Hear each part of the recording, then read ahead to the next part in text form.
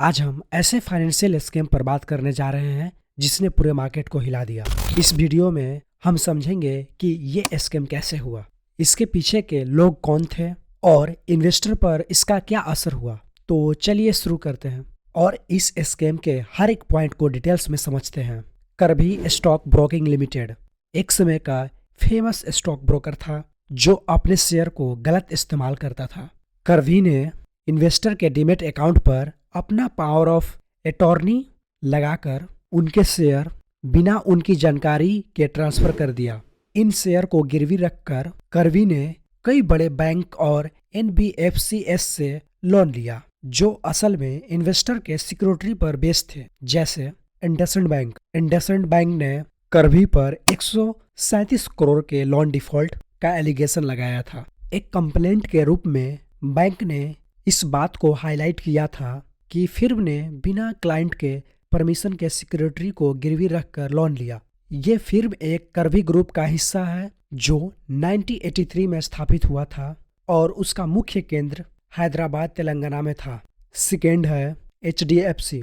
HDFC ने भी दो अलग फाइल केस किए थे जिसमें लगभग 350 करोड़ फंड का एलिगेशन लगाया था।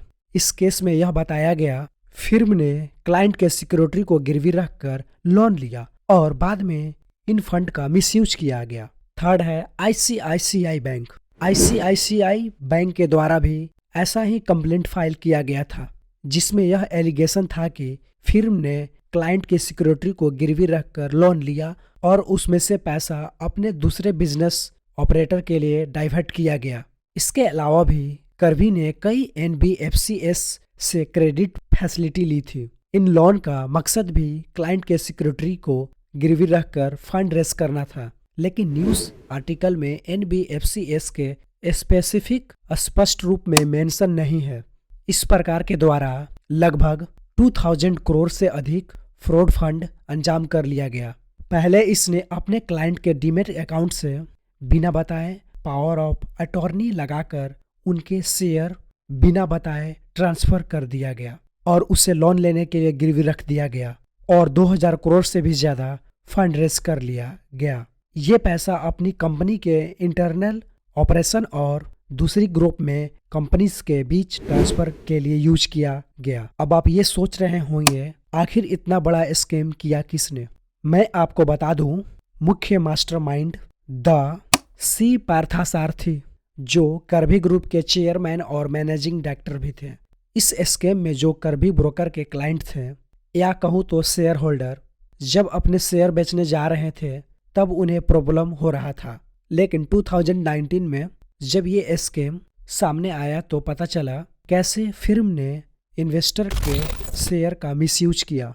इस स्कीम के कारण अनेक रिटेल इन्वेस्टर ने अपने सिक्योरिटी का हक खो दिया और मार्केट से भी भरोसा टूट गया। इस स्कीम को देखते ही सेबी ने स्ट्रांगली एक्शन लिया। सेबी ने फिर्म पर न्यू क्लाइंट ऐड करने से रोक लगा दिया।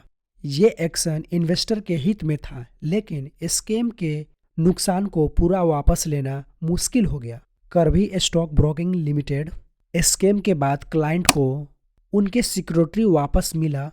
डिपॉजिटरी ने लगभग 2013 करोड़ के सिक्योरिटी 82,559 क्लाइंट के डीमेट अकाउंट में वापस ट्रांसफर कर दिया गया, जो लगभग 87% इम्पैक्ट क्लाइंट को कवर करता था। तो दोस्तों, करभी स्कीम से हमें यह समझ आता है कि इन्वेस्टर को हमेशा सतर्क रहना चाहिए। अपना डीमेट अकाउंट को रेगुलर चेक करते रहें और ट्रस्टेड ब्रोकर के साथ ही इन्वेस्टमेंट करें। अगर आपको यह वीडियो पसंद आई तो लाइक, शेयर और सब्सक्राइब जरूर करें। कमेंट में बताएं कि आपने इस स्कीम से क्या सीखा।